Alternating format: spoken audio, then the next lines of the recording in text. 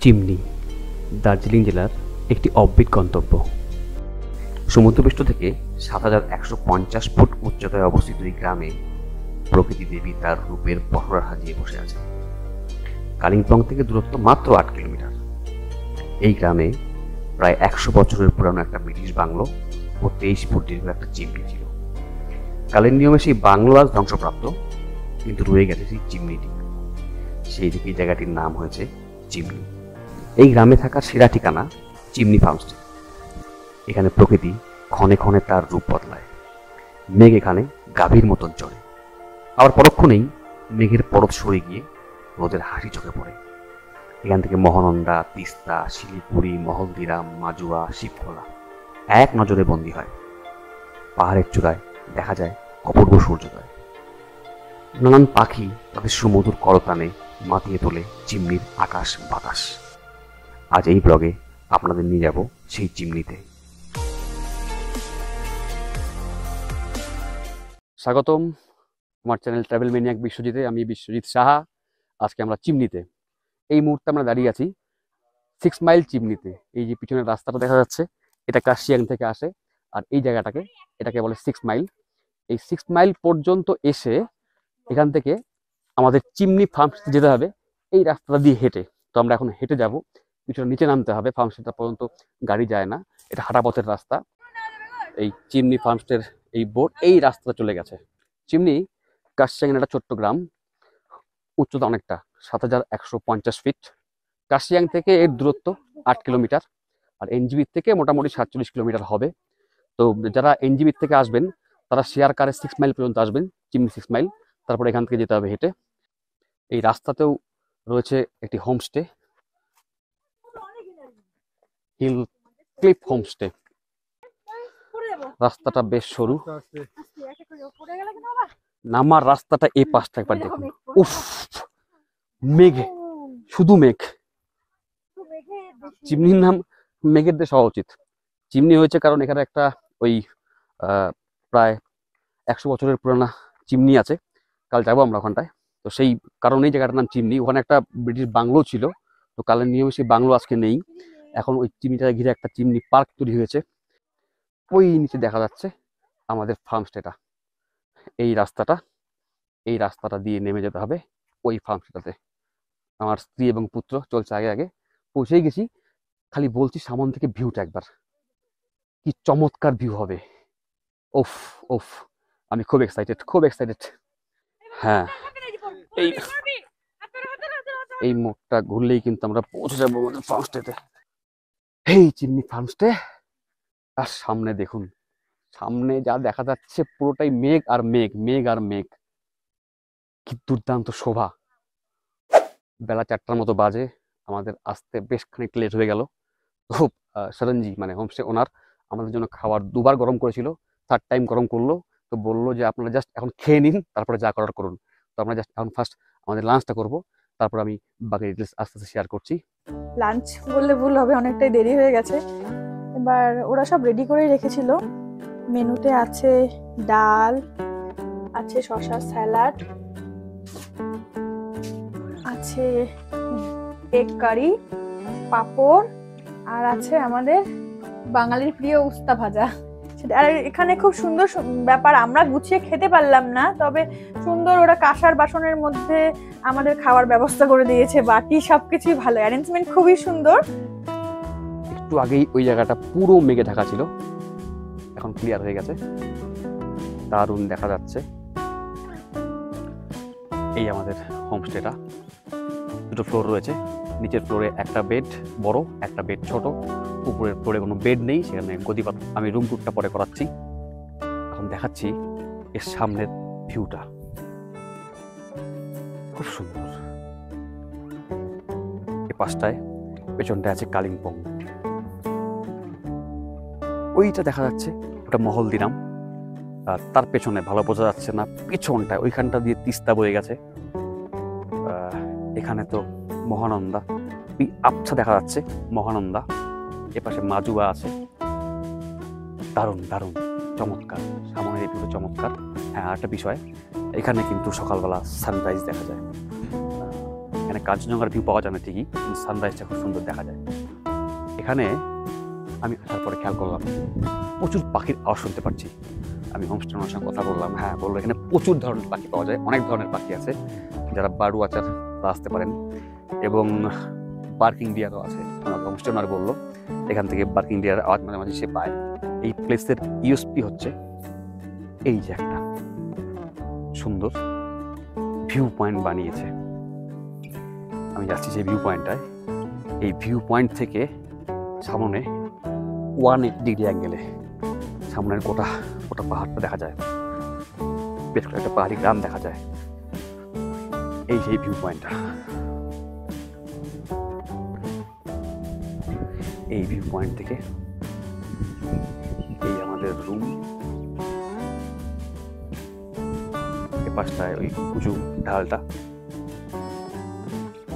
Pine আর ধুপি। হোমস্টেটা যেখানে রয়েছে এই জায়গাটাও কিন্তু আগে সমান একদম ঢাল পাহাড়ি ছিল, এটাকে কেটে এই জায়গাটাতে হোমস্টে বানিয়েছে। এবং হোমস্টে ওনার সঙ্গে কথা বললাম, উনি নিরিবিলি শান্তি পছন্দ করেন, সে কারণে এখানে কিন্তু ওই একটাই কটেজ টাইপের রয়েছে, আর কোনো নেই। এবং আগামীতে ওনার বানানোর কোনো পরিকল্পনা নেই। বিকেল 5:30টার মতো বাজে,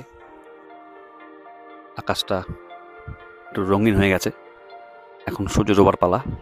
ওই পাশটা দেখা যাচ্ছে সূর্য আলোটা চেপে যাচ্ছে, ওইখানে পাহাড়ের মাথায় অল্প আলো, আর এখানে আমাদের এই হোমস্টেটা।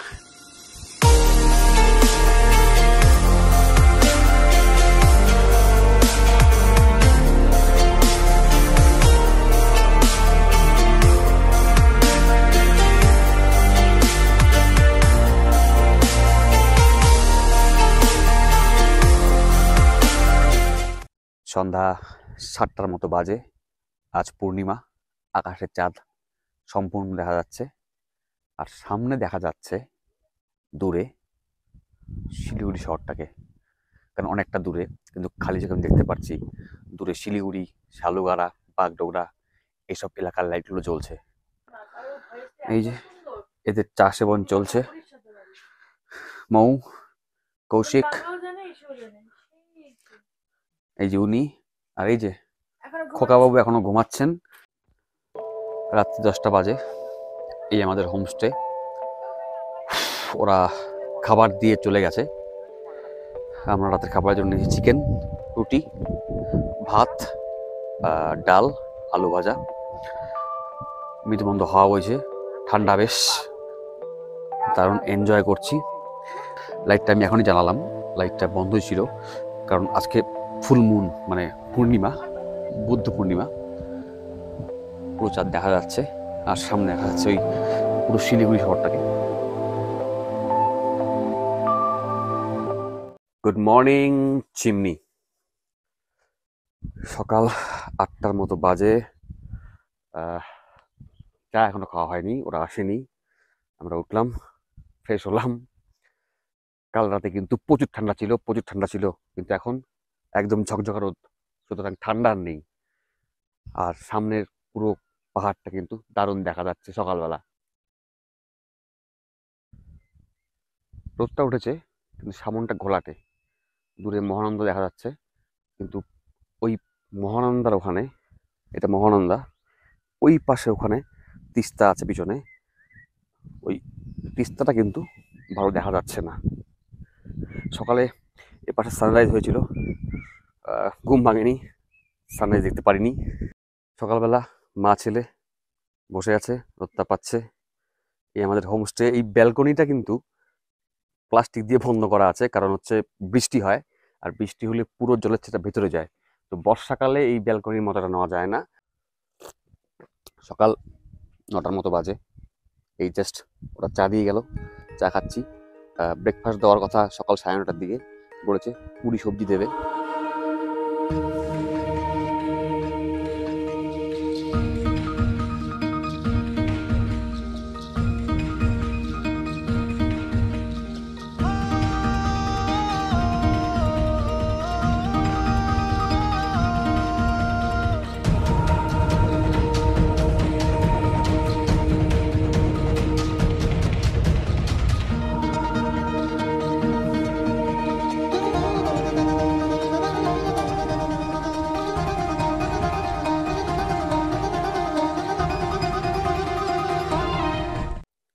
রুম ট্যুরটা করিয়ে দিচ্ছি।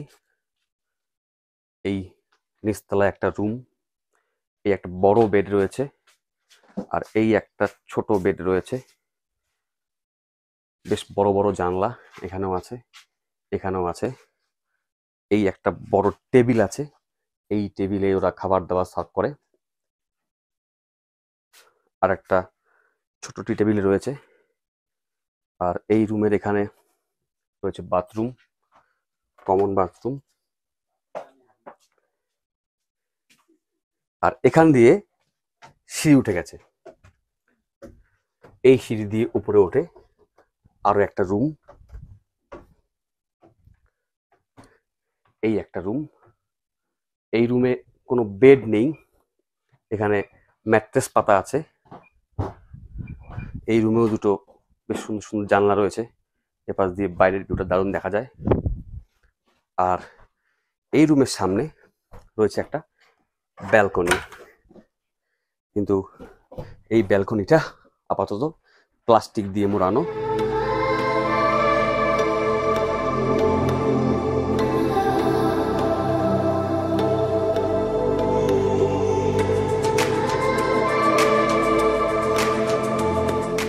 আমার সাথে এখন আছে शरण जी, होमस्टे नमस्ते। ओनर शरण जी। हाँ जी, शरण जी, आप ये होमस्टे कब से कर रहे हो? हम लोग स्टार्ट किए ये 2021 से। अकोमोडेशन आपका एज इन मतलब ये बस मेरा एक ही कॉटेज है ये इंटायर एरिया पे। हाँ जी, तो यहाँ पे आपका बेसिकली 6 to 8 होल्ड करता है, ठीक है। और यहाँ का हम लोग पर हेड चार्ज करते हैं 1500 पर हेड करके लेते हैं। उस पे आपका ब्रेकफास्ट, लंच और डिनर आता है। एक इवनिंग पे चाय के साथ जो कॉम्प्लीमेंट्री रहता है वो हम हमारे साइड से करते हैं। चिमनी बेसिकली यहाँ का व्यू पॉइंट जो ये जगह है, पर्टिकुलरली ये जगह का आपका व्यू पॉइंट है खासियत, जो आप थोड़ा ये करके पैन करके दिखा सकते हैं कि ऐसा हाँ व्यू पॉइंट है। यहाँ से क्या क्या दिखता है? और यहाँ से आपका दिखता है मालदीराम दिखता है, जो है आपका लेफ्ट हैंड साइड पे आप हाँ हाँ वो पैन कर सकते, लेफ्ट हैंड साइड पे मालदीराम दिखता है। और आप थोड़ा राइट हैंड साइड पे आएंगे तो वो महानदी एरिया है, ये साइड पे आइए, ठीक है, ये महानदी दिखाई देता है। नीचे पे आपका मौजुआ टी गार्डन, ठीक है। और वो नीचे वाला है आपका जंगपाना टी स्टेट, जहाँ पे अभी रिसेंटली आपका रिजॉर्ट बना हुआ है मैफेयर होटल का। Just not only the view, you would be giving completely privacy. जो आपका प्राइवेसी रहता है यहाँ पे वो दूसरा जगह पे इतना प्राइवेसी नहीं रहता है, because we have only build one cot. ব্রেকফাস্টে দিয়েছে লুচি, লুচির সঙ্গে দিয়েছে ঘুগনি, এই মটর ছোলা এগুলো দিয়ে ঘুগনির মতন কিছু একটা করেছে। চমৎকার ব্যাপার। একটু আগে পুরোটা ছিল একদম রৌদ্রোজ্জ্বল ক্লিয়ার, এখন আবার সম্পূর্ণ পাহাড়টা মেঘে রেখে গেল। এই যে হু হু করে মেঘ বইছে।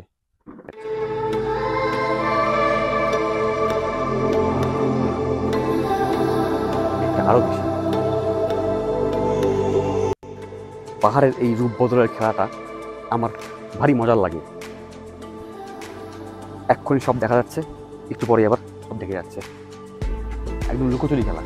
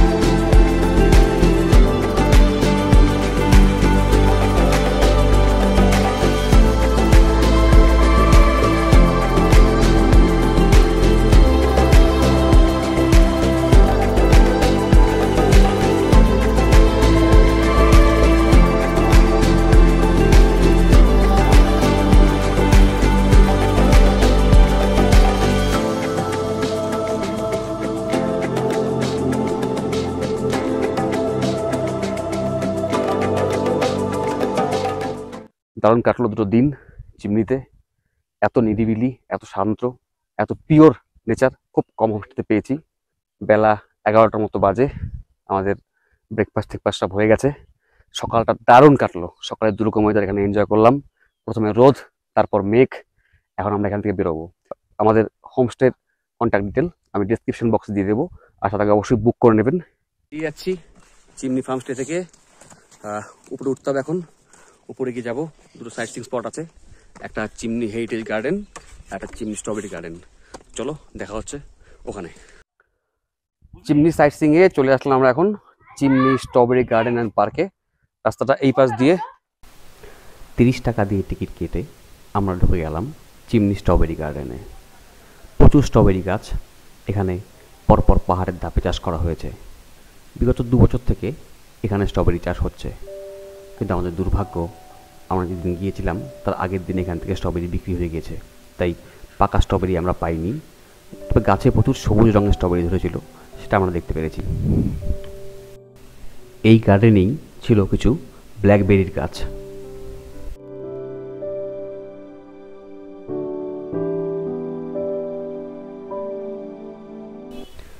চিমনি স্ট্রবেরি গার্ডেন ঘুরে আমরা পাইন আর দপির ফরেস্টের মাঝখান দিয়ে এগিয়ে চললাম চিমনি হেরিটেজ গার্ডেনের দিকে।